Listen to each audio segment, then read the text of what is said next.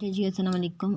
आज का जो हमारा जो काम है वो है 26 क्वेश्चन से ऑनवर्ड्स जो है सारे क्वेश्चंस करने का। ठीक है, तो इस एक्सरसाइज में जो है आप लोगों की जो डेरिवेटिव में जो है इन्वर्स ट्रिग्नोमेट्रिक से पहले जो है जस्ट ट्रिग्नोमेट्रिक या हम कह सकते हैं ट्रांसेंडेंटल फंक्शन के जो क्वेश्चंस हैं वो टोटल 48 क्वेश्चंस हैं। और हम जो है मतलब इससे ज़्यादा है, लेकिन हमारे जो हमने जो किए हैं जो बेसिक क्वेश्चंस हैं वो 48 हैं। और उसके बाद जो है ऑनवर्ड जो है आप लोगों का इन्वर्स ट्रिग्नोमेट्रिक जो है स्टार्ट हो जाएगा। और वो ट्रिग्नोमेट्रिक में एक तरह से कह सकते हैं कि वो लास्ट टॉपिक है और डेरिवेटिव में, और उसके बाद हम इंटीग्रेशन स्टार्ट करेंगे। ठीक है, तो आज जो हम ये सारे क्वेश्चंस करेंगे, आप लोग इसका स्क्रीनशॉट ले लें। ये सारे क्वेश्चंस हैं, मैं बस क्वेश्चन सॉल्व कराऊंगी। ये पेज शायद मैं दोबारा से ना लेकर आऊँ।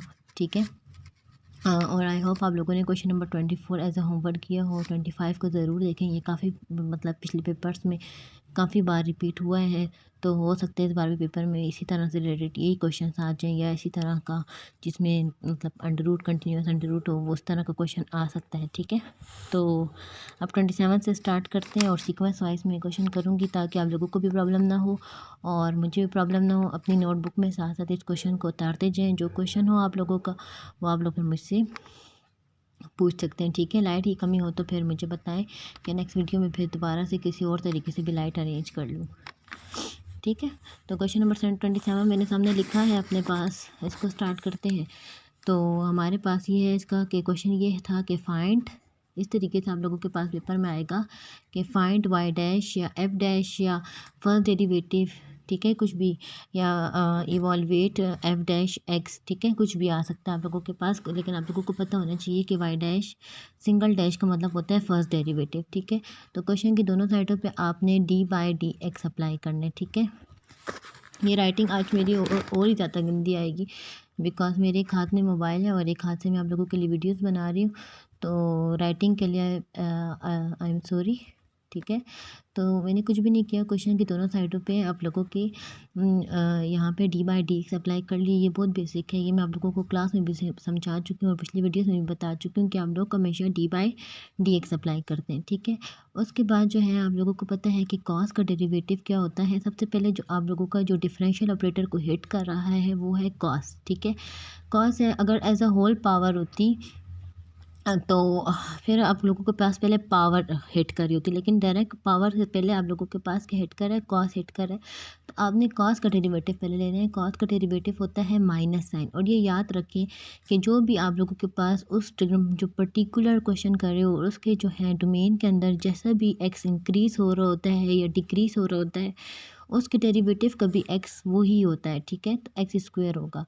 तो कॉस का डेरिवेटिव क्या होता है, माइनस साइन, इसका भी एक्स स्क्वायर है तो इसका भी एक्स स्क्वायर, और साथ में जो भी उसके डोमेन के अंदर होता है आपने उसका भी क्या लेना होता है, डेरिवेटिव, और ये मस्ट है। ठीक है, इसी के मार्क्स होते हैं। ये क्वेश्चन ट्रिग्नोमेट्री के क्वेश्चन छोटे होते हैं, लेकिन इसमें जो है आप लोगों का कंसेप्ट देखा जाता है कि आप लोगों को कंसेप्ट की समझ आई है या नहीं। ठीक है, तो इसका 2x का डेरिवेटिव, एक्स स्क्वायर का डेरिवेटिव क्या होता है, 2x होता है। और एक और बात भी मैं शायद पिछली वीडियोस में आप लोगों को बता चुकी हूँ कि इस 2x को इस एक्स स्क्वायर के साथ मल्टीप्लाई नहीं करते और ये स्टार्ट की तरफ चला जाता है और ये बन जाएगा -2x साइन एक्स स्क्वायर।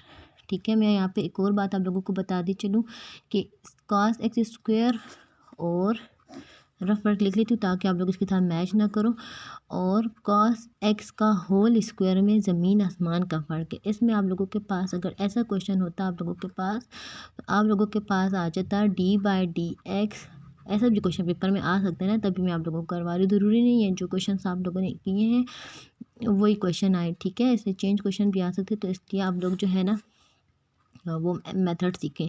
तो सबसे पहले आपको जो है ब्रैकेट हिट करिए, और ब्रैकेट के ऊपर क्या है, पावर है, तो पावर नीचे लेकर आते हैं और पावर में से 1 जो है वो माइनस करते हैं एंड देन पावर के बगैर डेरिवेटिव लेते हैं। बहुत स्टार्ट में मैं आप लोगों को जो है पावर रूल समझा चुकी हूँ। ठीक है, 1 ना भी लिखे तो कोई फ़र्क नहीं पड़ता। और देन इसका आंसर होता है, कॉस का डेरिवेटिव क्या आता है, माइनस साइन एक्स, तो इसका आंसर हो गया 2 कॉस एक्स, क्योंकि 1 ना भी लिखें तो कोई फ़र्क नहीं पड़ता। और ये याद रखें, कुछ लोग क्या करते हैं यहाँ पे माइनस लिखते हैं और आगे साइन एक्स, नहीं, ये यहाँ पे इसमें क्या हो रहा है, मल्टीप्लाई हो रहा है, प्लस माइनस तो नहीं हो रहा है ना। तो मल्टीप्लाई में क्या हो जाएगा, ये -2 बन जाएगा और ये बन जाएगा साइन एक्स। बहुत लोग जो है ना इसको माइनस साइन एक्स लिख देते हैं, लेकिन ये बता रही हूँ दोबारा से कि दोनों आपस में क्या हो रहे हैं, मल्टीप्लाई हो रहे हैं। तो मल्टीप्लाई में क्या होता है कि या तो ये स्टार वाले नंबर के साथ मल्टीप्लाई हो जाता है, और नंबर नहीं है तो फिर सारी सी बात है, वन वन तो मौजूद होता है ना। तो इस तरीके से आप लोगों के पास दोनों के डिफरेंस मैंने आप लोगों को बता दिया। यहाँ पे कॉस स्क्वायर जो है वो फुल कॉस के ऊपर है, और वहाँ पे सिर्फ उसके डोमेन के ऊपर है, ठीक है।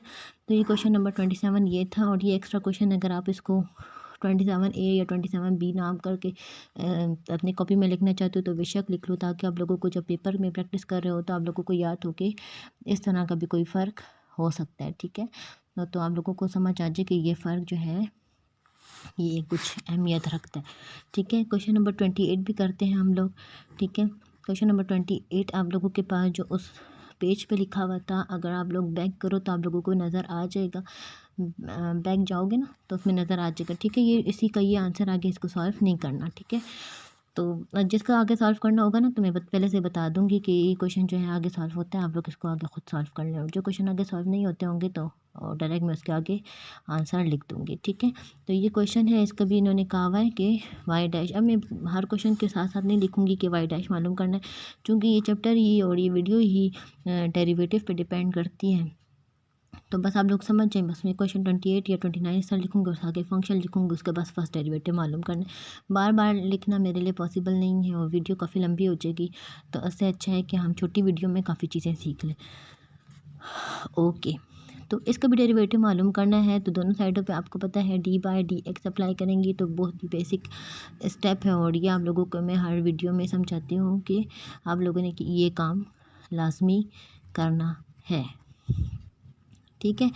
उसके बाद आप लोगों के पास एक फार्मूला लिस्ट थी, फार्मूला लिस्ट में आप लोगों के पास मौजूद होगा।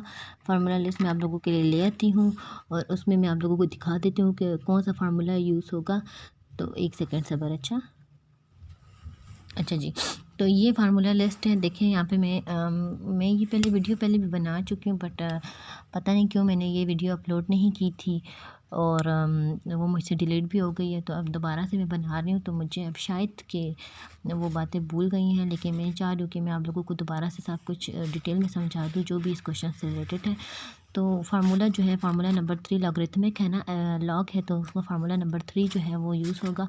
क्यों फार्मूला नंबर 3 यूज़ होगा? क्योंकि यहाँ पे जो है लॉग और लॉग की बेस में ए यूज़ हुआ है, तो वो कहते हैं या ये फार्मूला यूज़ करो या ये फार्मूला यूज़ करो। तो कोई बात नहीं, एमसीक्यूज़ के लिए तो आप लोगों को दोनों फार्मूले याद करने, लेकिन जब आप लोग क्वेश्चन के टाइप में जा रहे होगे तो आप लोगों की मर्ज़ी कि ये फार्मूला इस्तेमाल करते हो ये फार्मूला इस्तेमाल करते हो, दोनों का सेम मतलब है, ठीक है। अच्छा जी, तो जब भी आपके पास कोई बेस में हो, बेस को ये लोग कांस्टेंट नंबर को ए से रिप्रेजेंट करे और एक्स जो है वो वेरिएबल है, तो उसका आंसर आता है 1/x log a, ठीक है। तो यहाँ पर अगर आप लोग पेपर में गुड इंप्रेशन देना चाहते हो तो यहाँ पर आप लोग अपना फार्मूला जो है वो मेंशन करें कि हम जो फार्मूला यूज़ कर रहे हैं वो है d/dx log a x equals to 1/x log a, ठीक है। ये आप लिख लें, ठीक है, राइटिंग के लिए अगेन सॉरी। अच्छा जी, तो आपके पास ये फार्मूला है, इसको एक ब्रैकेट में खूबसूरत तरीके से बंद कर दें कि आप लोग जो है ये फार्मूला इस्तेमाल करने जा रहे हो, ये इसका हिस्सा नहीं है, आई मीन कि इसके साथ स्टेप नहीं है। तो डायरेक्ट आप लोग लिखोगे फिर d/dx is equals to 1/x, क्योंकि इसके अंदर भी साथ में x है, इसके साथ x है तो उन्होंने 1/x लिखा। अगर इसके साथ x स्क्वायर होता तो आप लिखते 1/x स्क्वायर, ठीक है। तो 1/x log a की जगह क्या है 4 है, तो इसका आंसर क्या आता है log 4। ये क्वेश्चन तो चलो यहीं पे ख़त्म हो गया। तो नेक्स्ट क्वेश्चन थोड़ा सा इससे कॉम्प्लिकेटेड में भी हो कि जो आपको समझा सके कि अगर यहाँ पर x ना हो कुछ और चीज़ हो तो फिर क्या असर पड़ेगा, ठीक है। तो हम क्वेश्चन नंबर 29 की तरफ अभी जाते हैं, ठीक है। यही इसका आंसर है, मैं आप लोगों को बता देती हूँ कि इसका आंसर क्या है, ठीक है।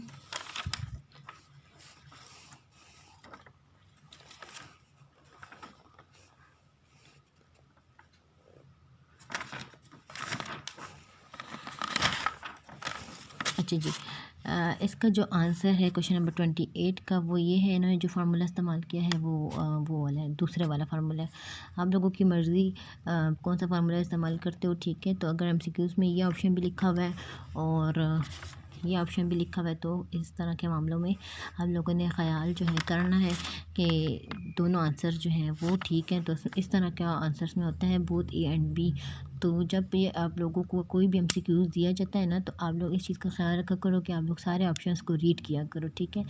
तो अच्छा इंसान और अच्छा स्टूडेंट वही होते हैं जो सारे ऑप्शंस को रीड करे। ऐसा नहीं है कि जल्दबाजी में आप लोगों ने एक को टिक कर लिया, नहीं ऐसा नहीं है। एमसीक्यूज़ भी 2 मरतबा पढ़ा करें और आंसर्स को भी तमाम ऑप्शंस को भी पढ़ा करें, ठीक है। तो इसका ये भी आंसर है। ये आंसर आप लोगों ने ख़ुद निकालना है। फार्मूला मैं बता रही हूँ कि कौन सा फार्मूला है, ठीक है, ताकि कुछ बच्चों को कन्फ्यूजन होती है ना, तो मैं डायरेक्ट आप लोगों को बता दूँ ये फार्मूला है। देखें 1/x log a लिखा है ना यहाँ पे, तो a यहाँ पे 4 था तो 4e, तो यहाँ पे भी यही है 4 और e। ये देखिए मैंने आगे लिखा हुआ भी है कि ऐसे क्वेश्चन जो हैं आप लोगों के पास किस में आते हैं, एमसीक्यूज़ में आते हैं, ठीक है। हो सकता है 2 मार्क्स के क्वेश्चन के लिए भी आ जाए। सेक्शन बी में 2 मार्क्स के क्वेश्चन होते हैं, तो हो सकता है उसके लिए भी आ जाए, लेकिन ज़्यादा इंपॉर्टेंस इसकी किस में है, एमसीक्यूज़ टाइप क्वेश्चन में। अब नेक्स्ट क्वेश्चन जो है, आप जो मैं भी कह रही थी ना, अगर यहाँ पर एक्स ना होता कुछ और चीज़ होती तो तब क्या सूरत हाल होती। तो नेक्स्ट क्वेश्चन उसी क्वेश्चन की जो है क्या कह सकते हैं, एक तरह से एक्सप्लेनेशन है जो मेरे माइंड में आया था कि अगर यहाँ पर एक्स ना होता क्या होता, तो उसी की एक्सप्लेनेशन है। तो वो क्वेश्चन आप लोग और से देखें, वो जो है लॉन्ग क्वेश्चन में भी आ सकता है 5 मार्क्स के लिए और 2 मार्क्स के लिए सेक्शन बी में भी आ सकता है, ठीक है। तो आप लोग इस चीज़ का ख्याल ज़रूर रखें, ठीक है। तो हम 29 क्वेश्चन पे जा रहे हैं। आई होप जो अभी 2 क्वेश्चंस किए हैं और जो डिफरेंस मैंने आप लोगों को समझाया है यहाँ तक आप लोगों को समझ आ गई हो, ठीक है। तो अभी 29 क्वेश्चन पे जाते हैं। आप लोग इसको कॉपी में अपने साथ नोट करते जाएं, ठीक है। तो 29 क्वेश्चन जो है वो है आपके पास y = log क्यूब x² + 1। इसका भी आप लोगों ने क्या मालूम करना है, डेरिवेटिव मालूम करना है, ठीक है। इसका भी डेरिवेटिव मालूम करना है। तो ज़ाहिर सी बात है दोनों साइडों पे आपके पास यहाँ पे सॉल्यूशन स्टार्ट हो गया। आप लोग भी कहते होगे ना सॉल्यूशन लिखती है और ना क्वेश्चन लिखती है, लेकिन बस आप लोगों को समझ आ रही होती होगी कि बस ये क्वेश्चन है और यहाँ पे सॉल्यूशन है। असल में बेसिक मतलब मेरा यही है कि मैं आप लोगों को जो है वो सारी चीज़ें सिखा दूँ, जो भी मेन पॉइंट्स है मेरा उस चीज़ पे बेशक प्रेजेंटेशन पे जो है फ़िलहाल ज़ोर नहीं है। मेरा ज़ोर यही है कि आप लोगों को जो है मैं सारी चीज़ें क्लियर कर लूँ। तो अगर आप लोग माइंड करते हो कि मेरी प्रेजेंटेशन सही नहीं है तो मुझे बताना, लेकिन एज ए स्टूडेंट मेरी प्रेजेंटेशन काफ़ी बेहतर थी, बट काफ़ी बर्डन होने की वजह से अब मेरी जो है थोड़ी सी प्रेजेंटेशन ख़राब हुई है, ठीक है। और दूसरी बात ये है प्रेजेंटेशन की मेन मकसद ये भी है कि एक हाथ में कैमरा हो और एक हाथ से आप लिख रहे हो, तो ना आप मार्कर यूज़ कर सकते हैं और ना आप इवन कॉपी सही तरीके से नहीं पकड़ सकते। तो ये वक्त खैर है आप लोगों पे भी आएगा, आप लोगों को समझ आ जाएगी, ठीक है। तो यहाँ पर आपके पास है x² + 1। तो आपके पास जो फार्मूला था वो हम अगर दोबारा लिख लें तो ज़्यादा बेहतर होगा। कि फार्मूला क्या था आपके पास, फार्मूला था आपके पास d/dx log ax, ये बराबर हो सॉरी log ax बराबर होता है 1/x log a या 1/x log a e। दोनों में से आप कोई भी फार्मूला यूज़ कर सकते हो, ठीक है। तो यहाँ पे बन जाएगा dy/dx = 1/, असल में यहाँ पर x था ना, तो यहाँ पर x है, लेकिन यहाँ पर अब x² + 1 है, तो इस x की जगह क्या आ जाएगा, x² + 1 आ जाएगा। ln अपनी जगह, log अपनी जगह और a की जगह क्या है 3 है, तो हम यहाँ पे लिखेंगे 3। लेकिन यहाँ पर ही हमारा क्वेश्चन ख़त्म नहीं हुआ। ये क्वेश्चन था ये जो फार्मूला था वो x के लिए था, ठीक है। ये याद रखना हमेशा मसला जो होता है वो वेरिएबल क्रिएट करता है। ये फार्मूला था हमारे पास x के लिए, लेकिन जब हमारे पास x ना हो, कुछ और फंक्शन हो ब्रैकेट में log के साथ, तो आप लोग क्या करते हैं साथ में उसका भी डेरिवेटिव लेते हैं। किसका, जो भी उसके ब्रैकेट के अंदर हो। तो ये आपके पास बन जाएगा 1/x² + 1 log 3, ठीक है। x² का डेरिवेटिव पहले जो है d/dx जो है आप लोग x² पे अप्लाई करेंगे और फिर जो है d/dx आप लोग 1 पे अप्लाई करेंगे, ठीक है। तो ये हो जाएगा 1/x² + 1 log 3, और एक्स स्क्वायर का डेरिवेटिव आप लोगों को पता है 2x आता है और 1 का डेरिवेटिव क्या आता है 0। तो जो आंसर बच जाएगा आप लोगों के पास वो है 2x divided by x square plus 1 log of 3, क्योंकि 1 के साथ जो चीज़ मल्टीप्लाई करते हैं यहाँ से 2x प्लस 0 2x आएगा, 1 के साथ 2x मल्टीप्लाई हुआ तो 2x, और ये इसका क्या है आंसर है। ठीक है, ये देखिए इसका आंसर है 2x divided by x square plus 1 log 3, ये इसका आंसर है। ठीक है, तो ये आई होप आप लोगों को ये क्वेश्चन जो है समझ आई हो। मैं दोबारा समझा देती हूँ। जब भी आपके पास एक्स ना हो और एक्स के अलावा कुछ चीज़ मौजूद हो तो आप लोग क्या करते हो, उसमें साथ में वही फार्मूला इस्तेमाल करते हो लॉग का, लेकिन साथ में उसका डेरिवेटिव भी लेते हो। और ये चीज़ें आप लोगों को पता है, दोबारा समझाने की ज़रूरत नहीं कि एक्स स्क्वायर का 2x क्यों है और 1 का 0 क्यों है। ठीक है, 1 का 0 इसलिए क्योंकि कांस्टेंट है और एक्स स्क्वायर पे आप लोगों के पास जो है वो पावर रूल यूज़ हुआ है। अच्छा जी, अब जो है हम क्वेश्चन नंबर 30 की तरफ जा रहे हैं। 30 जो है ये भी एक तरह से इम्पोर्टेंट और मोस्ट इम्पोर्टेंट क्वेश्चन, एक तरह से आप लोग इसको कह सकते हो। क्वेश्चन नंबर 30, क्वेश्चन नंबर 30 क्या चीज़ है? क्वेश्चन नंबर 30 है y is equals to log x plus 1 और 3x माइनस 2 स्क्वायर। अगेन इसमें एक डाउट है, कंफ्यूजन है। ठीक है, तो मैं आप लोगों को एक बात बता दूं, अगर ऐसे होता है इन केस रफ वर्क, ठीक है, ये समझाने के लिए कि अगर ऐसे होता तो ऐसे होता, इसलिए मैं बता रही हूँ ना। लॉग और लॉग की ब्रैकेट के अंदर होता x plus 1 3x minus 2 square.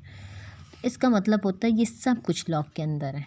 ठीक है, लेकिन अभी जो है वो है लॉग x प्लस 1 ब्रैकेट बंद और फिर ब्रैकेट दूसरी 3x माइनस 2। इट्स मीन कि ये कितने फंक्शंस हैं, 2 फंक्शंस हैं। ये कितने फंक्शंस हैं, 2 फंक्शंस। लेकिन लॉग की एक ही ब्रैकेट के अंदर इस तरह की ब्रैकेट नज़र आ जाती ना, तो पता होता कि ये सारा कुछ लॉग के अंदर है, फिर उसका जो है सिचुएशन अलग होती। अभी ये क्या रह रहा है, लॉग x प्लस 1 है और 3x माइनस 2 है, कोई ब्रैकेट नहीं है साथ जो इंडिकेट करी हो कि ये सब कुछ लॉग के अंदर है।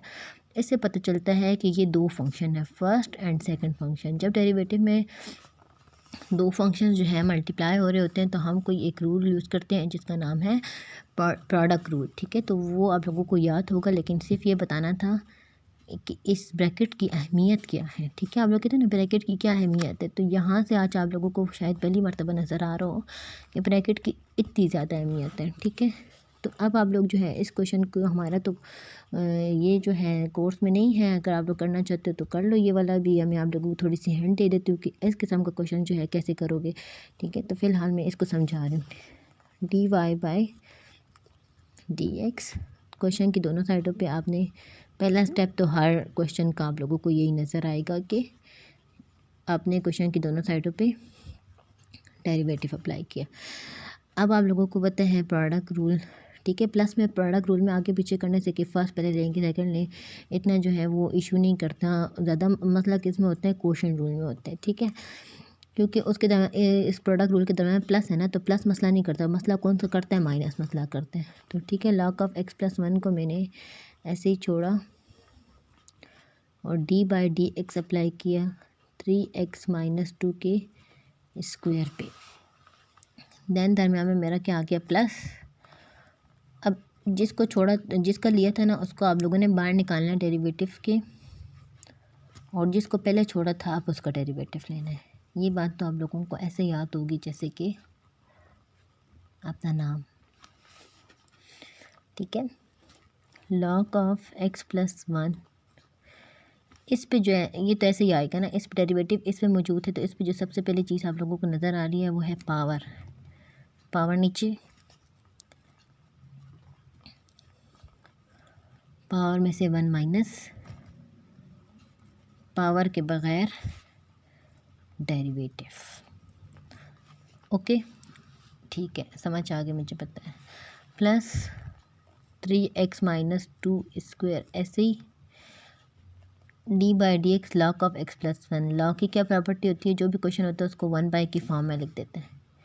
1 बाई एक्स प्लस 1 एक्स के अलावा है, मतलब एक्स के अलावा कोई और चीज़ है। एक्स के अलावा जैसे बेसिकली बहुत सारे बच्चे पूछते थे कि एक्स के अलावा का क्या मतलब है। एक्स के अलावा का ये मतलब है कि आपको एक्स नज़र नहीं आ रहा, बल्कि x+1 x² +1, मतलब एक्स के अलावा इस चीज़ के अलावा जो भी चीज़ नज़र आ रही है, देखिए ये चीज़ नहीं है, बल्कि समथिंग एल्स है। मतलब x+1 है, उसमें 1 ऐड है, या उसका स्क्वायर है, या उसके साथ कुछ भी चीज़ है। तो जब भी चीज़ आपको x ना हो, उसके अलावा कुछ शक्ल नज़र आ रही हो, बड़ी शक्ल नज़र आ रही हो, छोटी नज़र आ रही हो, बिगड़ी हुई शक्ल हो x से, तो आप लोगों ने साथ में उसका डेरिवेटिव लेना है। तो मैं जब ये कहती थी कि x के अलावा, तो पता नहीं क्यों समझ नहीं आती थी उनको कि x के अलावा का क्या मतलब है। आप लोगों को भी समझ नहीं आई शायद, फिर मुझे ज़रूर बताना कि आप लोगों को x के अलावा वाली बात की समझ आई है या नहीं। यानी कि x के 3x-2 हो, x के साथ कुछ और भी चीज़ें हों, इसका ये मतलब हो सकता है मे बी। हाँ, यही मतलब है, ठीक है। 2, ये देखिए, मैं ये वाला स्टेप को उतार रही हूँ। 3x-2, 2 में से 1 गया तो 1। ये d/dx जो है वो 3x पे भी अप्लाई होगा, d/dx जो है वो 3x पे भी अप्लाई होगा, और ये d/dx जो है वो ये d/dx जो है वो 2 पे भी अप्लाई होगा, ठीक है। Plus 3x-2² 1/x+1। फिर आपने क्या लेना है, x का डेरिवेटिव एक मरतबा और एक मरतबा 1 का डेरिवेटिव। ओके, ये 2 हम अगर स्टार्ट में ले जाएं तो कोई फ़र्क नहीं पड़ेगा, ले जाते हैं स्टार्ट में।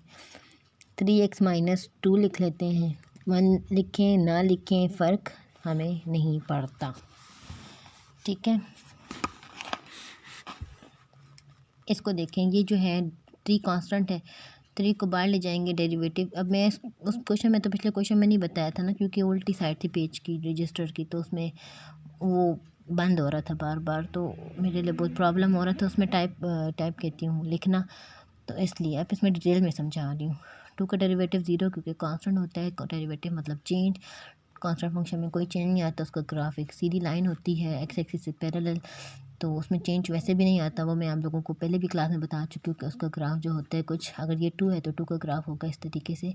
इसमें थ्रू आउट कोई चेंज नहीं आएगा, सारा सिंपल है, ठीक है। तो इसलिए इसका डेरिवेटिव क्या होता है, इसका चेंज क्या है, वो 0 है।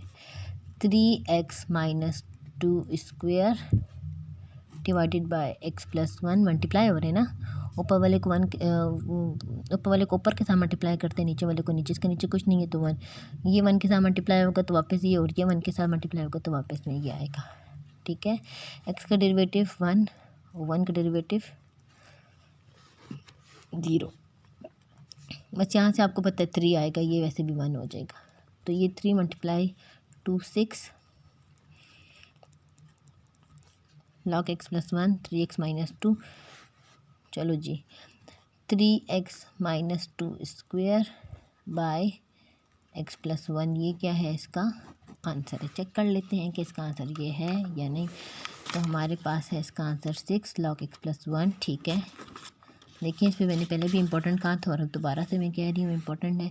3x-2 + 3x-2² x+1, ये इंपॉर्टेंट क्वेश्चन है, ठीक है। तो ये आप लोगों ने इसको पढ़ने, जो मैं इंपॉर्टेंट बोल रही हूँ उसी को आप लोगों ने ज़रूर समझना, ठीक है। नेक्स्ट क्वेश्चन है 31, और ये मेरे पास ऑलरेडी सॉल्व हुआ है। जैसे कि मैंने कहा था कि मैंने वीडियो पहले बनाई थी, मुझसे डिलीट हो गई है वो वीडियो, तो उस वीडियो के लिए जो मैंने क्वेश्चन सॉल्व किए थे उसमें वो क्वेश्चन सॉल्व हुआ है। 31 भी है और आगे शायद 2-3 क्वेश्चन सॉल्व भी हैं, तो वहाँ से मैं अगर समझा दूँ तो आप लोगों को कोई प्रॉब्लम तो नहीं होगी, और आई होप आप लोगों को प्रॉब्लम नहीं होगी, क्योंकि मैं एक स्टेप आप लोगों को जो है वो समझाऊँगी, ठीक है। अच्छा जी, पहले 31 क्वेश्चन की शक्ल देखते हैं यहाँ से और फिर वहाँ से समझते हैं। कहता है कि x बराबर है a cos t + sin t के, और y बराबर है sin t - t cos t के, एंड फाइंड dy/dx, ठीक है।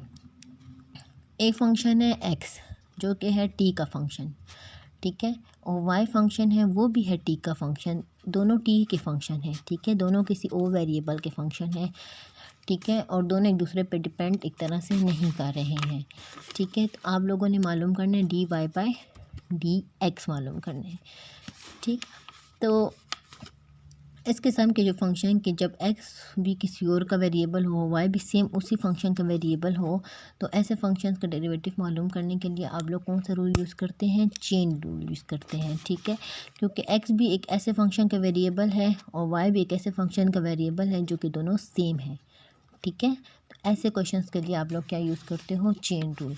मालूम क्या करना है, dy बाई डी एक्स मालूम करना है।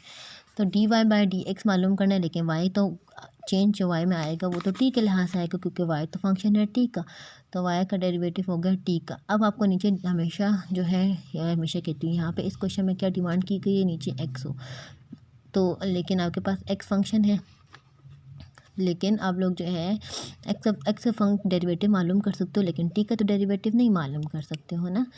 तो आप लोगों के पास क्या हो जाएगा कि आप लोग D x by D t मालूम करेंगे, लेकिन आप लोगों को यहाँ पे चेन रूल को कंप्लीट करने के लिए यहाँ पे लाजमी डी टी चाहिए, ताकि ये दोनों कैंसिल हो जाए और नीचे एक्स आ जाए। तो आप लोगों के पास टी तो कोई फंक्शन नहीं है, एक्स फंक्शन है जिसका आप लोग derivative with respect to t ले सकते हो, तो आप लोग वो ले लोगे, आखिर में उसको उलट कर लोगे, यानी कि उसका रेसिप्रोकल ले लोगे, और इस तरह से आप लोगों का चेन रूल की दो इंग्रेडिएंट्स जो हैं वो कंप्लीट हो जाएंगे। चेन रूल क्या कहते हैं, d Y by D x, और फिर वाई फंक्शन है टी का और एक्स फंक्शन है टी का, लेकिन इसको फिर उलट करके इसको मल्टीप्लाई किए। चेन रूल तो आप लोगों को याद होगा।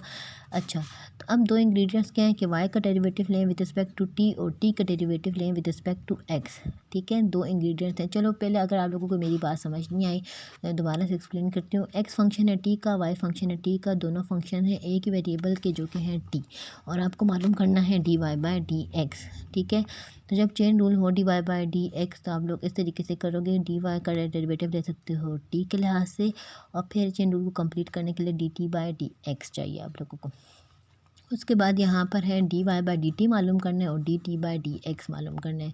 D Y by D t तो मालूम कर लो क्योंकि वाई का फंक्शन मौजूद है, लेकिन d T by D x यानी कि टी का derivative with respect to x लेना आप लोगों के लिए पॉसिबल नहीं है। तो आप लोगों के पास एक्स तो है ना, एक्स का डेरिवेटिव ले लो विद रिस्पेक्ट टू टी और फिर उसको रेसिप्रोकल ले लो, ताकि आप लोगों को पता चल जाए D T by D x कैसे करेंगे बताती हूँ। वाई है तो वाई का डेरिवेटिव ले लो आप लोग विद रिस्पेक्ट टू टी, दोनों साइडों पे D by D T apply किया, साइन टी पे भी और टी कॉस टी पे भी। पहला साइन टी पे आ गया और फिर दूसरा जो है वो derivative D by D T T cos T पे आ गया। साइन का डेरिवेटिव क्या होता है, कॉस टी, और फिर माइनस अपनी जगह पे, और टी कॉस टी जो है ये दो अलग अलग फंक्शंस हैं, एक ये फंक्शन है और एक ये फंक्शन है। जब दो फंक्शंस मल्टीप्लाई हो रहे होते हैं तो हम लोग कौन सा रूल यूज़ करते हैं, और डेरिवेटिव मालूम करने के लिए प्रोडक्ट रूल यूज़ करते हो। टी को छोड़ दिया, कॉस टी पे अप्लाई कर लिया, दरम्यान में हमेशा प्लस आएगा। आप कॉस टी को छोड़ दिया और टी पे डेरिवेटिव अप्लाई कर लिया, तो यहाँ पर आपके पास आ गया टी कॉस टी का derivative minus sine T plus cos t, और यहाँ पर आपने साथ में टी का डेरिवेटिव 1 आता है, 1 लिखने की ज़रूरत नहीं है क्योंकि वैसे भी 1 के साथ मल्टीप्लाई होकर वापस उसने वही देना था।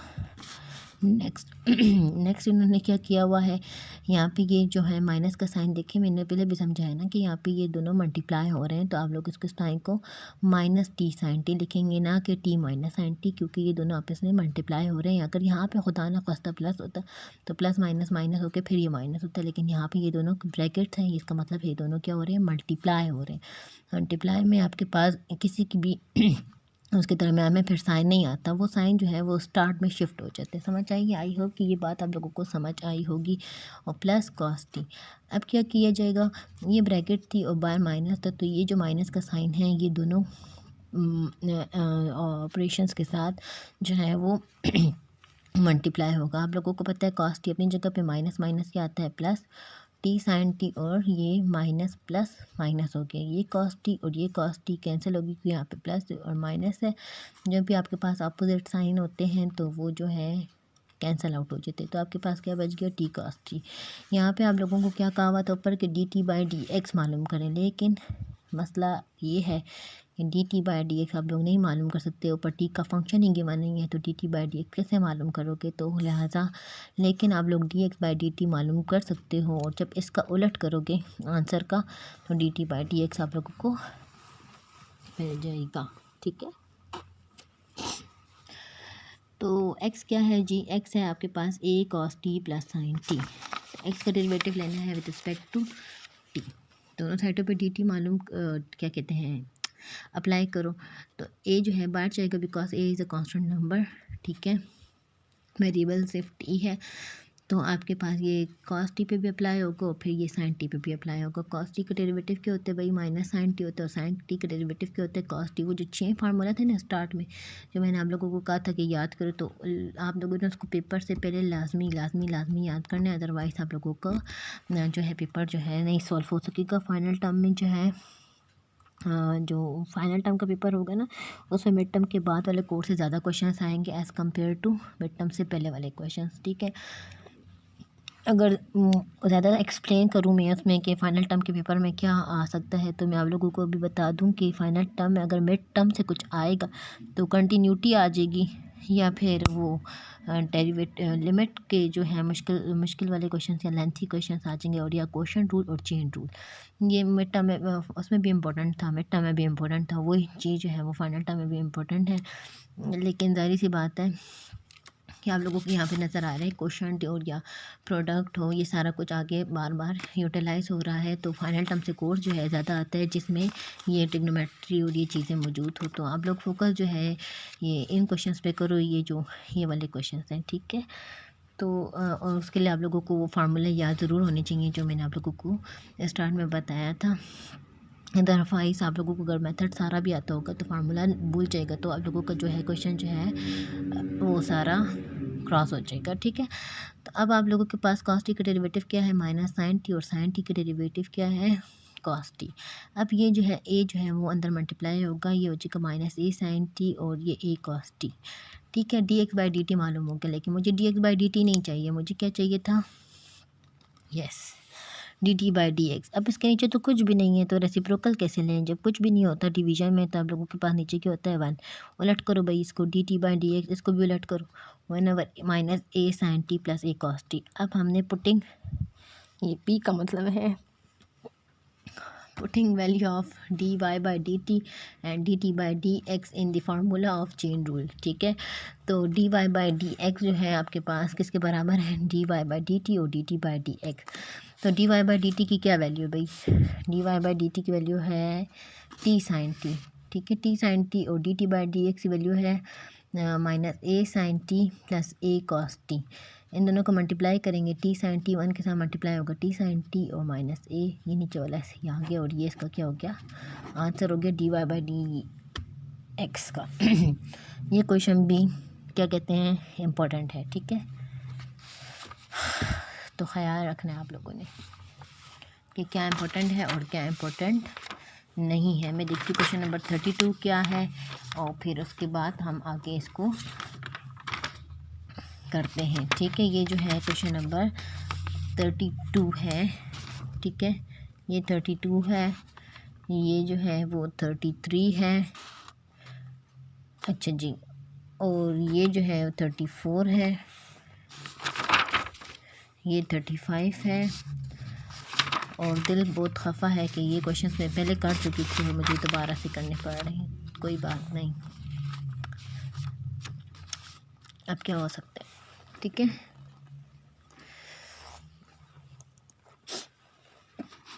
इन सारी वीडियोस में जितने भी क्वेश्चंस हैं वो आप लोग अपनी कॉपी में ज़रूर लिखें। ठीक है, क्योंकि फिर बार बार आप लोग ये वीडियोस देखोगे, या पेपर से पहले आप लोगों के पास मोबाइल जो है ना हो, या इंटरनेट ना हो, या मतलब टेक्नोलॉजी पे जो है ना रिलाई नहीं करना चाहिए। ठीक है, तो आप लोग इस चीज़ का ख्याल रखना कि आप लोगों के लिए जो है वो कॉपी मस्ट है, और इंशाल्लाह अगर आप लोगों की यूनिवर्सिटी खुल जाएगी तो फाइनल टर्म से पहले या फाइनल टर्म के पेपर वाले दिन मैंने आप लोगों की सारी कॉपी, होमवर्क, मिड टर्म का काम, फाइनल टर्म का काम, सब कुछ चेक करना है। और मैं आप लोगों की कॉपी के मार्क्स भी लगाऊंगी, और अगर मैंने आप लोगों को स्टार्ट में नहीं बताया था कि कॉपी के मार्क्स होते हैं और होमवर्क के मार्क्स होते हैं, तो मैं अभी बता रही हूँ। अभी जो है फाइनल, अगर मिड टर्म की नहीं बनाई है तब तो मिड टर्म तो गुजर गया ना, तो अब फाइनल टर्म की बनाने शुरू करें और फाइनल टर्म पे ज़रा सा ज़ोर दें, उसको पढ़ें। अगर आप लोगों के मार्क्स कम आए हैं मिड टर्म में तो उसमें खफा होने की बात नहीं है। फाइनल टर्म में जो है मेहनत करें ताकि आप लोगों के मार्क्स जो हैं वो अच्छे आएँ, ठीक है। तो ये ज़रूरी नहीं है कि आप लोगों को 50 मार्क्स की कोई अहमियत है। 100 में से 50 मार्क्स की कोई अहमियत नहीं है, क्योंकि जब आप लोग किसी जॉब के लिए अप्लाई करते हो, गवर्नमेंट जॉब के लिए या जो भी, तो उसमें आप लोगों की जीपीए से ज़्यादा आप लोगों की मार्क्स जो हैं वो काउंट होते हैं, ठीक है। जीपीए काउंट नहीं होती, मार्क्स काउंट होते हैं। तो आप लोग इस चीज़ का ख़याल ज़रूर रखें कि 50 में मार्क्स पे पास होना कोई खुशी की बात नहीं है, या 60 पे पास होना कोई खुशी की बात नहीं है। तो आप लोग इसको पास की खुशी से ना पढ़ें, इसको अच्छे जो है मार्क्स लेने की खुशी से पढ़ें, ताकि आप लोगों के मार्क्स हैं, आप लोगों का एक एक मार्क जो है अपने बीएस लेवल में कीमती है। शायद अभी आप लोगों को समझ ना आ रही हो, लेकिन एक वक्त होगा आप लोगों को अहमियत का पता चलेगा इन मार्क्स का, ठीक है।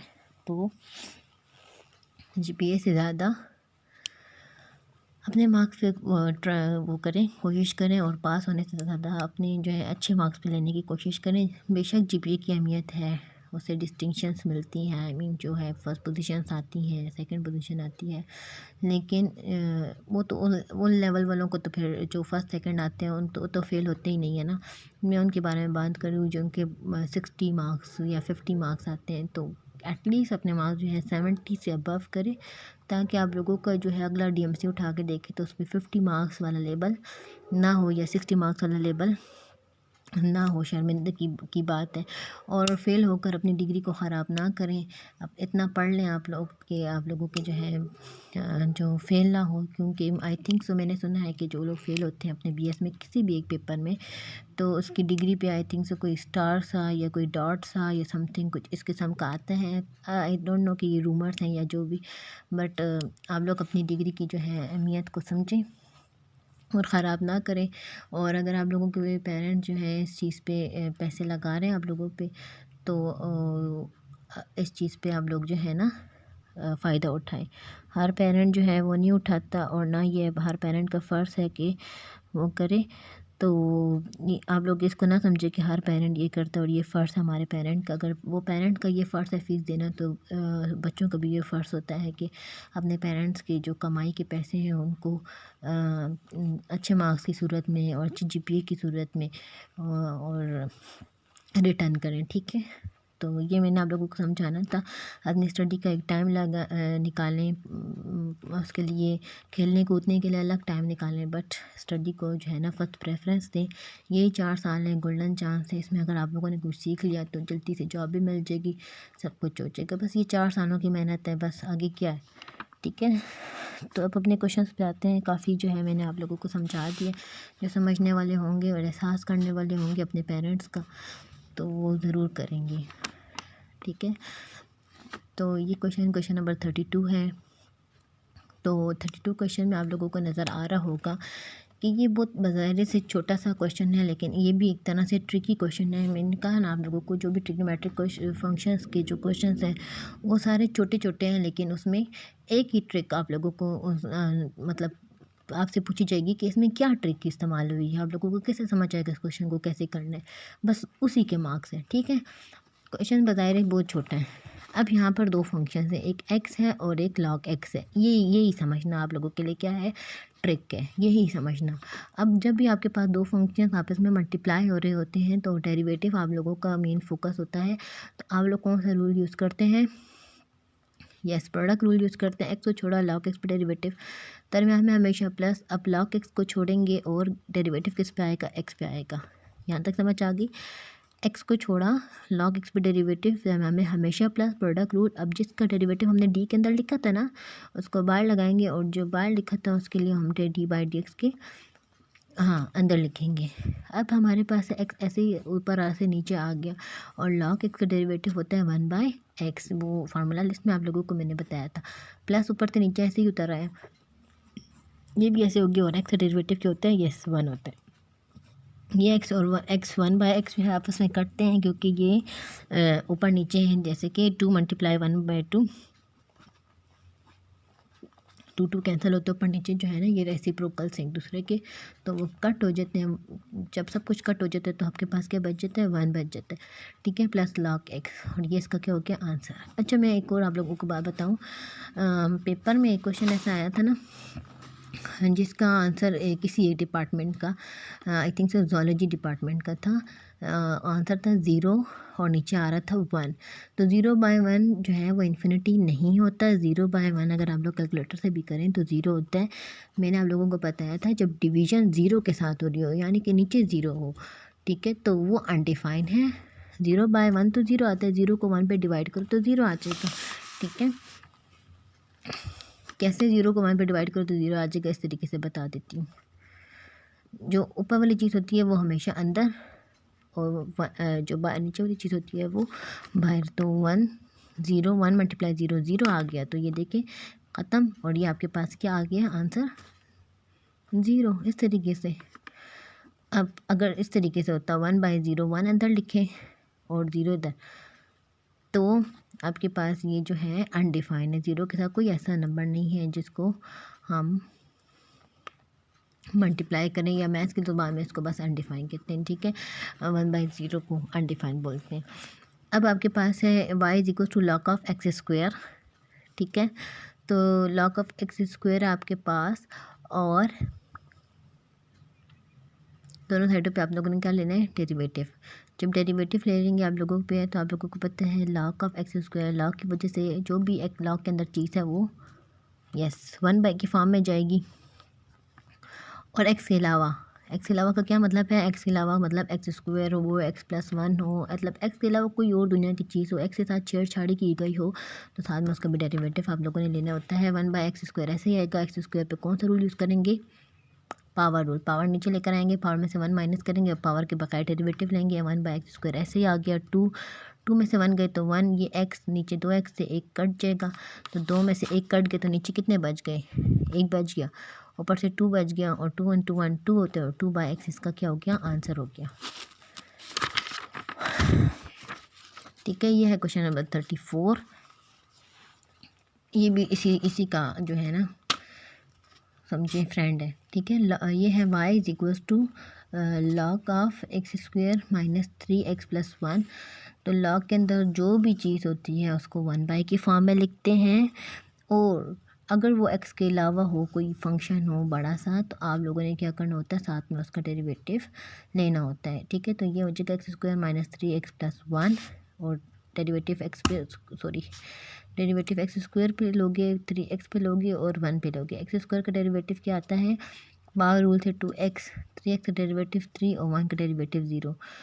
कैसे, x² का डेरिवेटिव 2, x2 पावर -1 -3 बार चला जाएगा, और डेरिवेटिव आ जाएगा x पे, और 1 का डेरिवेटिव 0। और यहाँ पर एक और चीज़ भी है, पावर नीचे लेकर आते हैं, पावर में से 1 माइनस करते हैं, और पावर के बगैर डेरिवेटिव। तो 2 ऐसे ही, 2 में से 1 गया तो 1, और dx से 1 आता है वो लिखा नहीं, और dx से 1 आता है वो भी नहीं लिखा, तो खाली 3 बच गया, और यहाँ पे 0 मैंने लिख लिया।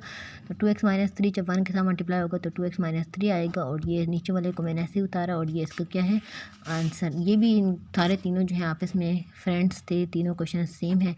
यहाँ पे भी लॉग के अंदर क्या है, एक कोई ऐसी चीज़ है जो कि 1/, की फॉर्म में लिखेंगे, क्योंकि लॉग की ये प्रॉपर्टी होती है, लॉग का ये फार्मूला है कि जो भी उसके साथ होता है ना, उसके डोमेन में, तो उसको हम क्या करते हैं, 1/, की फॉर्म में लिखते हैं डेरिवेटिव के केस में।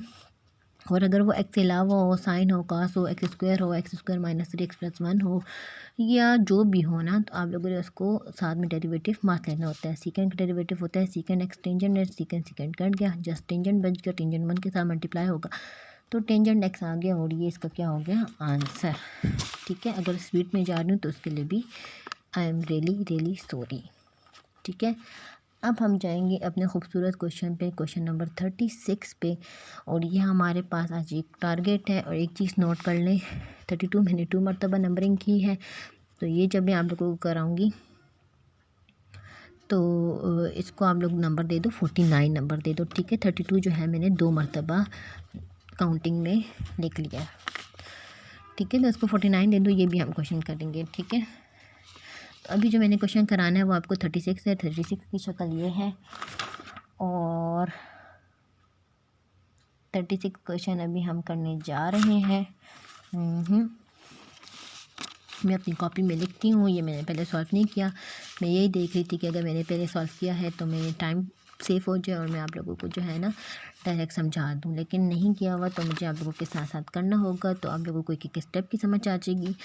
तो अपने जो है ना दिमाग को ओपन करें और मैं ये 36 क्वेश्चन आप लोगों को करवाती हूँ। अपने पेज को जो है वो मैं मोड़ती हूँ।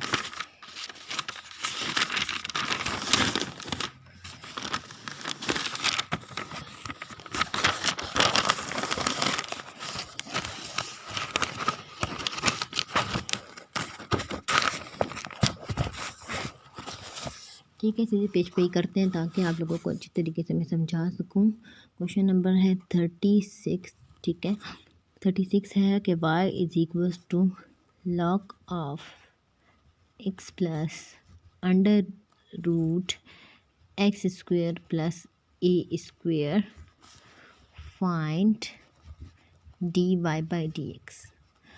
अच्छा जी, जो मैं आप लोगों को कहती हूँ ना कि ए तो कांस्टेंट है, तो कैसे पता चलता है? अगर लिखा हुआ नहीं है तो आपको कैसे पता कि ए कांस्टेंट है, ए वेरिएबल है? बेसिकली इसका मतलब है कि चेंज मालूम करें एक्स के लिहाज से। तो एक्स के लिहाज से सब कुछ कांस्टेंट है। ठीक है, एक्स के लिहाज से एक्स के अलावा अगर बी है, सी है, डी है, टी है, जो भी है वो आप लोगों के पास अगर सिंपल से एक सिंगल फंक्शन है तो वो उसमें जो है सारा कुछ जो है वो क्या होता है, कांस्टेंट होता है। ठीक है, तो अपने जो है डेरिवेटिव के जो क्वेश्चंस हैं उसको कंप्लीट जल्दी से कर लें। उसके बाद इंटीग्रेशन है, डेरिवेटिव समझ नहीं आएगी तो इंटीग्रेशन आप लोगों को ज़रा सा भी समझ नहीं आएगी। ठीक है, तो फाइनल टर्म इसी डेरिवेटिव के ट्रिग्नोमेट्री में और इंटीग्रेशन की उसमें फंसा हुआ है। ठीक है, इंटीग्रेशन के चैप्टर में। नाउ इक्वेशन के दोनों साइडों पे D by D x as usual आप लोगों ने क्या करना है, अप्लाई करना है। ठीक है, मैं कोशिश यही करूँगी कि मैं एक ही वीडियो में जो है ना सारा जो है वो भेजूँ, और अगर नहीं है तो मैं इसके बाद अगर ये वीडियो स्टॉप होगी, बंद होंगी, तो नेक्स्ट भी वीडियो अभी बनाऊँगी। तो आप लोग दोनों वीडियोस को देखना। 49 क्वेश्चंस हैं टोटल और 49 क्वेश्चंस आप लोगों की कॉपी में मौजूद होने चाहिए डेरिवेटिव के, ट्रिग्नोमेट्री के। ठीक है, ट्रांसेंडेंटल फंक्शन जिसमें ट्रिग्नोमेट्री भी है और लॉग भी है, एक्सपोनेंशियल भी है, सारा कुछ है। ठीक है, सॉरी मेरे मुंह से बार बार ट्रिग्नोमेट्री निकल रहा है, इसका मतलब ये नहीं ट्रांसेंडेंटल फंक्शन था ना, तो ये सारा है। अच्छा, अब अभी मैंने क्वेश्चन पीछे किया है कि जब भी आपके पास लॉग हो तो लॉग के अंदर जो भी चीज़ होती है उसको आप लोग क्या करते हो, यस 1/, की फॉर्म में लिखते हो।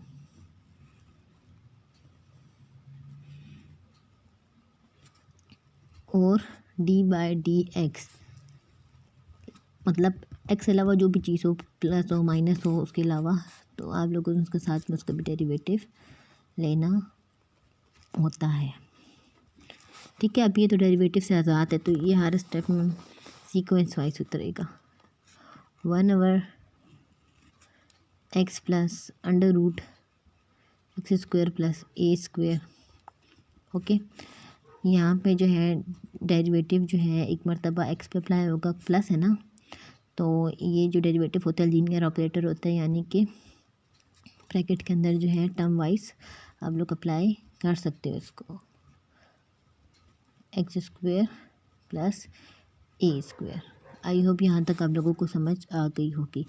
ये हो गया 1/x plus x square plus a square. X का डेरिवेटिव क्या हो गया 1, अंडर रूट है, पावर नीचे पावर नीचे लेकर आएंगे। ठीक है, अंडर रूट की पावर आप लोगों को पता होगा 1/2 होता है। पावर 1 नीचे लेकर आएंगे, पावर में से 1 माइनस करेंगे। यहाँ पे जगह नहीं है तो इसलिए यहाँ पर लिख रही हूँ, लेकिन ये इसके साथ ही है, पावर के बगैर डेरिवेटिव लेंगे। अगर आप लोगों के पास भी पेपर में इस तरह जगह ना हो तो इस तरीके से डॉट लगा लें और यहाँ पर इसके नीचे एग्जैक्टली नीचे लिख लें, समझ आ जाएगी। इक्वल ना लगाएं, इक्वल का मतलब होता है कि ये नेक्स्ट इसके बाद आएगा मल्टीप्लाई और इसके साथ पावर के बगैर डेरिवेटिव ले लिया। ठीक हो गया यहाँ तक ब्रैकेट बंद। Next equal 1/x plus under root x square plus a square. ठीक है, जो भी डेरिवेटिव से आते हैं तो जाहिर सी बात है वो उन्होंने यस उतरना वापस 1/2 ऐसे ही x square plus a square 1/2 में से जब 1 माइनस हो गया तो आपके पास -1/2 आता है। अगेन यहाँ पे डॉट जगह नहीं है और डेरिवेटिव जो है एक मरतबा एक्स स्क्वायर पे अप्लाई हो जाएगा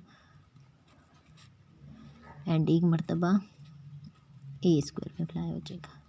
और ब्रैकेट जो है वो मुझे यहाँ पे नहीं लगानी चाहिए थी और ब्रैकेट जो है वो बंद हो गई है क्योंकि ये वाली ब्रैकेट इसकी एंडिंग डिनोट करी और इसके लिए आपने फिर दूसरी रिप्रेजेंटेशन बनानी होगी ब्रैकेट्स के लिए ताकि टीचर को समझ आए कि इस ब्रैकेट इस किस्म की ब्रैकेट इस किस्म की शेप में यहाँ पर एंड हो रही है और ये इसका दूसरा हिस्सा है। तो इस तरह की जो है मैथ्स में ब्यूटी का जो है वो ख्याल रखते हैं। ठीक है, 1 प्लस 1/2 अगर ये नेगेटिव है ना इसको मैं नीचे की तरफ शिफ्ट कर दूँ तो ये फिर पॉजिटिव हो जाएगा और ये बन जाएगा under root x square plus a square. ठीक है, उसके बाद एक्स स्क्वायर का डेरिवेटिव आपको पता है क्या आता है 2x आता है और ए का derivative with respect to x इसमें कोई x नहीं है, ये ए स्क्वायर है, ये कांस्टेंट फंक्शन है x के लिहाज से तो उसका डेरिवेटिव जाहिर सी बात है 0 आ जाएगा एंड देन ब्रैकेट जो है वो बंद हमने कर ली। तो ये हो जाएगा 1/x plus x square plus a square 1 plus ये 2x प्लस 0 क्या होता है आप लोगों को पता है 2x होगा, ये 2 इस 2 से कैंसिल हो जाएगा 1 मल्टीप्लाई x ये इसका क्या है आंसर।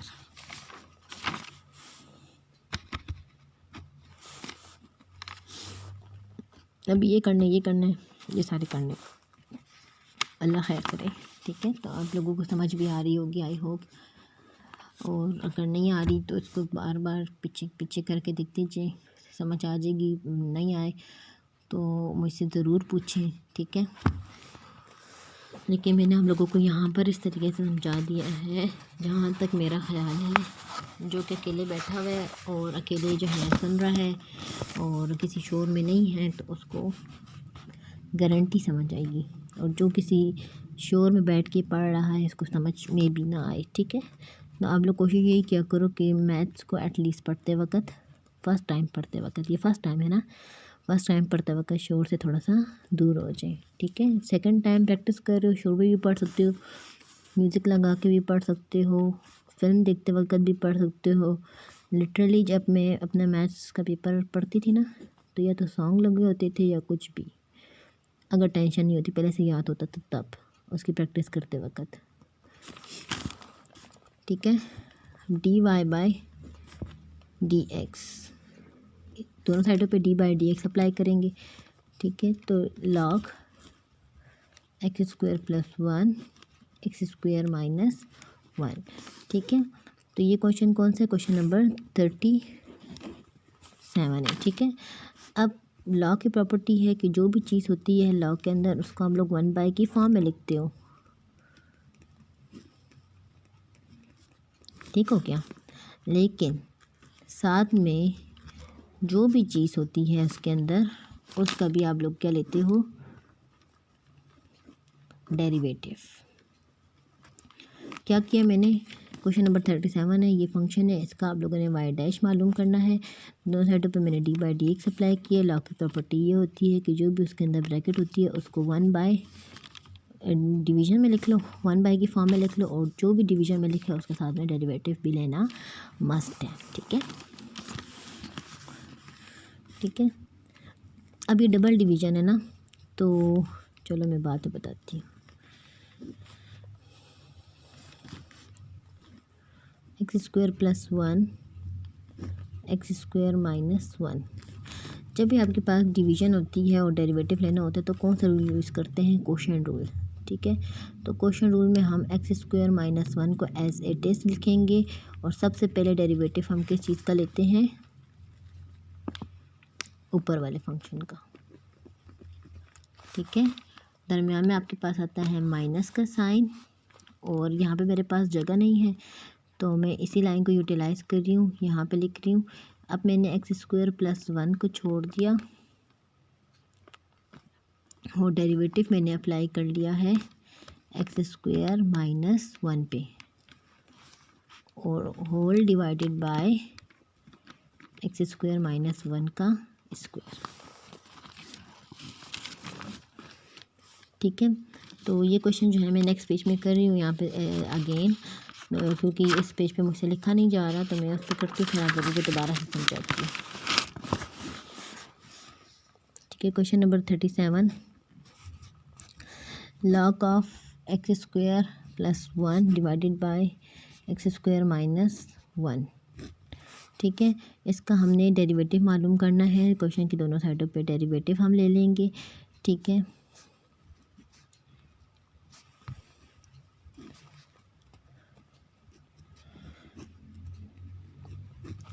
अच्छा जी, जो भी लॉ के अंदर होता है उसको आप लोग किस तरीके से लिखते हो, x² + 1 डिवाइडेड बाय x² - 1, और साथ में आपने लेना है d/dx, जो भी उसके अंदर था उसका साथ में आप लोगों ने डेरिवेटिव भी लेना है। ठीक हो गया। उसके बाद है, इसको ऐसे ही लिखोगे x² + 1 डिवाइडेड बाय x² - 1। जब डिवीज़न हो और आपने डेरिवेटिव यूज़ करना हो तो आप लोग कौन सा रूल यूज़ करते हो, क्वोशंट रूल। क्वोशंट रूल में नीचे वाली चीज़ को हम ऐसे ही लिखते हैं और डेरिवेटिव अप्लाई करते हैं कौन से किस चीज़ पे, ऊपर वाले फर्स्ट फंक्शन पे। दैन दरमियान में हमेशा माइनस आएगा। अब इसको छोड़ेंगे, x² + 1 को छोड़ेंगे और डेरिवेटिव हम अप्लाई करेंगे x² - 1 पे। ठीक है, और होल डिवाइडेड बाय नीचे वाले का स्क्वायर। यस, ठीक है, 1/x² + 1 divided by x² - 1 into x² - 1। अब d/dx x² पे भी अप्लाई होगा। अब मैं स्टेप वाइज इसको कर रही हूँ तो आप लोग ज़रा इसको देख लो, और d/dx जो है वो 1 पे भी अप्लाई होगा। -x² + 1 ऐसे ही लिख लिया, d/dx x² पे अप्लाई होगा, और फिर d/dx 1 पे अप्लाई होगा, और ये होल डिवाइडेड बाय x² - 1 का स्क्वायर। अच्छा, जो मैं आप लोगों को कई चीज़ें बाद में समझाती हूँ वो ये था कि इसको जब भी आपके पास डबल डिवीज़न हो तो आप लोग ये याद रखो कि जो नीचे वाला होता है ना, ऊपर की तरफ से डबल डिवीज़न है तो ये नीचे वाला जो है ना वो ऊपर जाएगा। ठीक है, तो मैं इसको ऐसे लिख सकती हूँ x² - 1 डिवाइडेड बाय x² + 1। क्यों जा रहा है ये भी समझा देती हूँ। ठीक है, रफर में समझा देती हूँ ताकि ये देखिए 1 डिवाइडेड बाय था x² + 1 डिवाइडेड बाय x² - 1। ठीक है, इसको मैं लिख सकती हूँ 1 डिवाइडेड बाय, मतलब अगर इंग्लिश में इसको मैं लिखना चाहूँ x² + 1, इंग्लिश में कह रही हूँ, इस तरह की नोटेशन में लिखना चाहूँ तो इस तरीके से लिख सकती हूँ। जब भी आप लोग इसको डिवाइड को मल्टीप्लाई में शिफ्ट करते हो तो ऊपर वाला नीचे और नीचे वाला जो है वो ऊपर आ जाता है, यानी कि इसका हम रेसिप्रोकल ले लेते हैं। जब भी आप डिवाइड को मल्टीप्लाई में या मल्टीप्लाई को डिवाइड में चेंज कर रहे हो तो ये बन जाएगा 1 के साथ जो चीज़ मल्टीप्लाई होती है वापस वही आता है, तो x² - 1 और x² + 1। ये तरीका है एक। अगर आप लोगों को ये समझ आ गई है तो ये मैंने स्टेप बाय समझा है। और दूसरा बात ये है कि जब जिसके पास डिवीज़न हो रही है, अगर नीचे की तरफ से डिवीज़न हो रही है तो नीचे वाली चीज़ जो है वो ऊपर जाके मल्टीप्लाई होगी। कैसे? अगर लेट सपोज मैं आपको कहूँ 2 डिवाइडेड बाय 3/2, तो नीचे डबल डिवीज़न हो रही है ना, मतलब 2 डिवाइडेड बाय 3/2 है। ठीक है, तो ये जो है ऊपर चला जाएगा, 4/3 बन जाएगा। लेकिन अगर ऐसे है 2/3 डिवाइडेड बाय 2, तो फिर ऊपर वाली चीज़ नीचे आएगी। नीचे वाली चीज़ है जब आपके पास डबल डिवीज़न होती है ना, तो अगर नीचे डिवीज़न ज़्यादा हो रही है तो आप वो चीज़ ऊपर जाएगी, और अगर ऊपर एक्स्ट्रा डिवीज़न है तो वो नीचे आ जाएगा और ये बन जाएगा 2/6। देखिए नंबर दोनों मैंने सेम लिखे हैं, 2 3 2 2 3 2, लेकिन इस मेन लाइन की वजह से आंसर चेंज है। इसका मतलब है 2 डिवाइड हो रहा है 3/2 पर, और इसका मतलब है 2/3 डिवाइड हो रहा है 2 पर। पढ़ने में भी चेंज है, दिखाई देने में भी चेंज है, लेकिन बच्चों को इस चीज़ की समझ नहीं आती है। 2 डिवाइड हो रहा है 3/2 पे, इसका अलग मतलब है एज़ कम्पेयर टू 2/3 डिवाइड हो रहा है 2 पर। इसमें जो है नीचे डिवीज़न है, तो जब नीचे एक्स्ट्रा डिवीज़न है तो वो 2 पर जाएगा, और ऊपर एक्स्ट्रा डिवीज़न होती है तो नीचे जिधर भी एक्स्ट्रा डिवीज़न होती है वो अपनी जगह को शिफ्ट करते हैं। यहाँ पर 1 डिवाइडेड बाय नीचे एक्स्ट्रा डिवीज़न है तो ये x² - 1 ऊपर जाएगा। ठीक है, तो ये ट्रिक्स हैं। नंबर देखें बिल्कुल सेम, आंसर बिल्कुल मुख्तलिफ। तो यही बातें हैं जो आप लोगों को सीखनी चाहिए इस उम्र में, जो कि 2-3 में हम सीखते हैं। ठीक है, तो ये समझ मैंने आप लोगों को दिखा दी है कि ये कैसे होता है। तो ये हो गया आपके पास x² - 1। बस मैं ये डायरेक्ट लिख लेती हूँ कि इसका डेरिवेटिव 2x आता है, 1 का डेरिवेटिव 0 आता है। बहुत मरतबा समझा चुकी हूँ, काफ़ी मरतबा समझा चुकी हूँ, और अब हिम्मत नहीं रही कि बता दूँ कि x² का डेरिवेटिव जो है वो 2x आता है और 1 का डेरिवेटिव 0 आता है। ठीक है, तो अगर समझ नहीं आती है तो पिछली वीडियोस आप लोग देख सकते हैं, लेकिन ये छोटी छोटी बातें बार बार बताने से वीडियो काफ़ी लंबी हो जाती है, और आप लोगों को देखने के लिए काफ़ी फिर बड़ा दिल चाहिए होगा।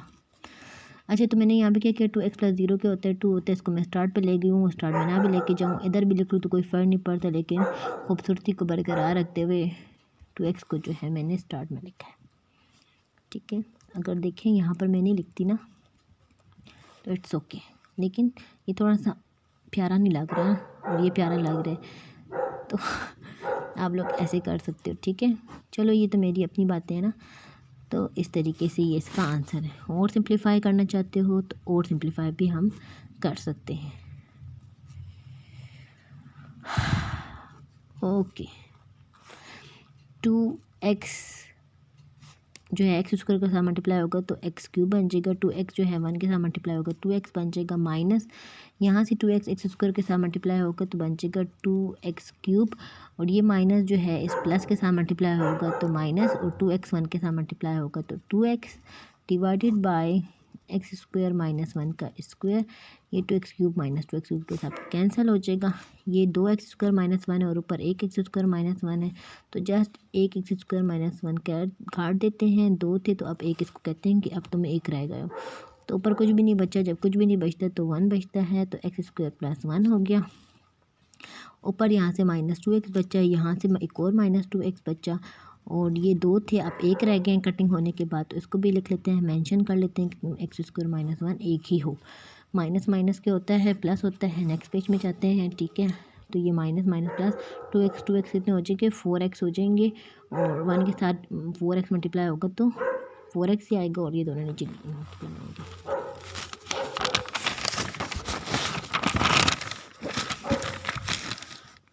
ठीक है, तो ये आपके पास हो जाएगा -4x डिवाइडेड बाय x² + 1 और x² - 1। मज़ीद अगर इसको सिंप्लीफाई करना चाहें तो कर सकते हैं।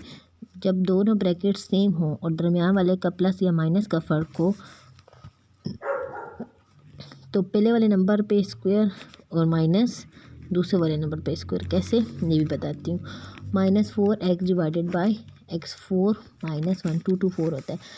हमने एक फार्मूला अपनी स्कूल लाइफ में पढ़ा था, a² - b² बराबर होता है a + b और a - b, यानी दोनों ब्रैकेट सेम है, एक में साइन का फ़र्क है प्लस का और माइनस का, प्लस का और माइनस का। तो जब आप इसको कम्पैक्ट फॉर्म में लिखें तो पहले वाले का स्क्वायर लिख लें, दूसरे वाले का भी स्क्वायर लिख लें, दरमियान में माइनस लगाएं। पहला गया था x² तो उसका भी स्क्वायर लिख लिया, दरमियान में मैंने माइनस लगाया है, और दूसरा नंबर क्या है 1, उसका भी स्क्वायर ले लिया। इसका स्क्वायर 4 आ गया और इसका 1 आ गया, और इसका आंसर ये हो गया। किसका, dy/d। x का भी कह सकते हो और y' का भी कह सकते हो। आई होप ये भी आप लोगों को समझ आ गई होगी। इसका आंसर मैं यहाँ पर लिख लेती हूँ, -4x डिवाइडेड बाय x4 - 1। ये क्वेश्चन जो है ना इंतहाई आसान है। ठीक है, इंतहाई वाले आसान और बहुत छोटे और MCQs के काबिल। क्वेश्चन हैं, ठीक है। तो MCQs के लिए ये क्वेश्चन रेडी रखने हैं आप लोगों ने, ये वाला, ठीक है। दोनों साइडों पे आप लोगों ने d/dx अप्लाई कर लिया, e-3x। अब इसको समझाने से पहले मैं आप लोगों को याद करवा दूँ कि फार्मूला इसका क्या था। अच्छा जी, याद कराने के लिए मुझे पेज 1 पे जाना पड़ेगा। पेज 1 जो है वो ये है, ये ठीक है कि पेज 1 जो है ये एक्सपोनेंशियल फंक्शन है, एक्स का डेरिवेटिव एक्स ही आता है, और अगर एक्स के साथ कोई नंबर है तो आप उसका एक्स का वो चीज़ दोबारा लिखें, लेकिन जो भी उसके पावर में साथ में उसका डेरिवेटिव ले लें बस, ठीक है। ये के लिए है, तो इसका डेरिवेटिव क्या आएगा, वापस e-3x ही आएगा, ठीक है। एक्सपोनेंशियल फंक्शन हमेशा वाले फंक्शन का आंसर वापस वही आता है, लेकिन साथ में आपने जो भी उसके पावर में जो भी उसका डेरिवेटिव लेना है, बस इतना आसान क्वेश्चन है, ठीक है।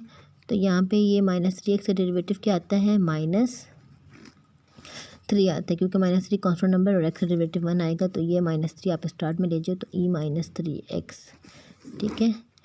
दोबारा समझा देती हूँ रफ वर्क में कि ये -3x का डेरिवेटिव कैसे, मैंने इसको एक लाइन क्या स्किप की है, -3x का डेरिवेटिव e-3x, और साथ में जो है अब इस -3 को अगर मैं बाहर ले जाऊँ और d/dx अप्लाई कर लूँ x पे, इस स्टेप से पहले ये स्टेप लिख लेना, ठीक है। ये रफ वर्क नहीं है, इस स्टेप से पहले ये स्टेप लिख लेना ताकि आप लोगों को पेपर में समझ आ जाए, और ये स्टेप भी लिख लेना e-3x -3 × 1। अब समझ आ गई होगी। एक और क्वेश्चन करती हूँ इससे रिलेटेड, इसको 39 स्टार नाम दे दो, 39 स्टार नाम दे दो, e⁻x²। तो आपने क्या लेना है, डेरिवेटिव, तो dy/dx, दोनों साइडों पे d/dx अप्लाई किया,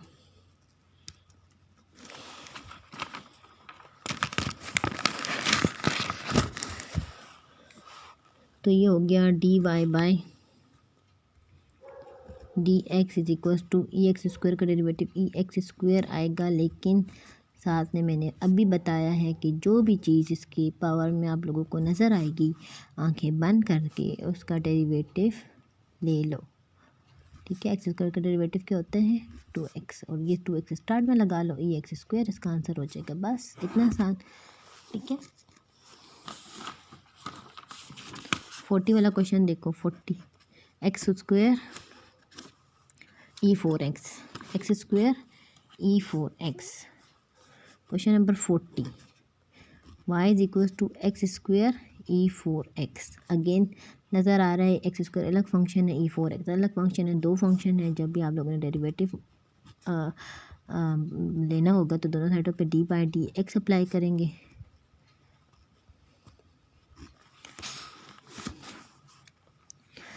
तो अब आप लोग क्या करोगे, x² को छोड़ोगे और e4x पे डेरिवेटिव लेंगे, देन प्लस e4x को छोड़ेंगे और x² पे डेरिवेटिव अप्लाई करेंगे।